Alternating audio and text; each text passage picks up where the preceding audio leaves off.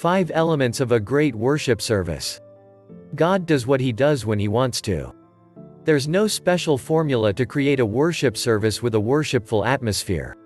But with a humble heart, consider these worship service ideas that will encourage an attitude of worship in the hearts of your people. 1. Pray. This goes without saying, but how often do we get so caught up in the job of worship leading that we forget why we do what we do? Pray as you plan, pray as you perform. Pray that God will reveal Himself to the hearts of His people. Ever hear the saying, work like it all depends on you and pray like it all depends on God?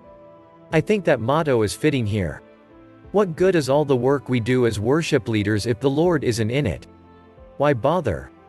Ever had a Sunday when everything went like clockwork and the congregation yawned? Conversely, have you ever had things go completely wrong in your service, only to have God show up? I think He does this to teach us that it's all about Him, not us. This isn't an excuse to be lazy. I believe in working and planning ahead to avoid a glitch that might distract the congregation.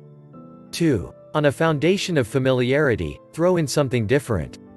If you generally begin your music with up-tempo songs, try starting once in a while with a mid-tempo song or ballad to build tension, and follow it with songs that rock. This throws the congregation. They get a little antsy during a starting ballad and seem to release their pent-up energy when the upbeat songs kick in. Watch an example of this at Brookwood, the church where I play keys, at 9:13 in the video below. Worship Pastor Brantley Smith programmed Tomlin's ballad, I Will Rise, to start our Easter service. Notice how the song starts tenderly with vocalist Julio Ruiz, me on the piano and cellist Sharon Mulfinger Gerber. Catch her spectacular pre-service rendition of Christ the Lord, with her looping pedal at 5:15. The song slowly builds and continues into an upbeat Easter celebration. If you like our videos, help us reach 10,000 subs and hit the subscribe button now. 3. Longer, heartfelt prayer. I remember once when a woman on the worship team prayed a touching, spontaneous prayer in the middle of our praise set that gripped the congregation. I quietly played the keyboard while she prayed, transitioning into the key of the next song that was coming up. You, as a worship leader, don't need to monopolize all the time speaking and praying. Let others you trust on your praise team participate. Find the people in your congregation and praise team that have the gift of prayer. You know, those people who seem to touch the heart of God with their eloquent prayers. I don't mean the staid, ornate, "O great God of the universe, we beseech thee" type of prayers, either. Look for people who pray to God like He's their best friend.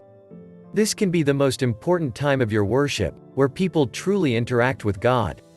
Some people may tend to ramble. Have them focus on one idea in their prayer, perhaps the theme of the morning.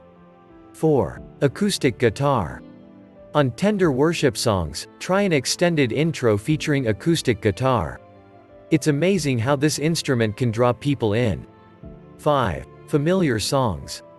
Some worship leaders get into the rut of constantly throwing new songs at the congregation and then wonder why nobody's worshiping. Remember, we musical worship leaders are way ahead of the average person in the congregation. We're tired of the latest worship songs before 99% of the congregation even know these songs exist.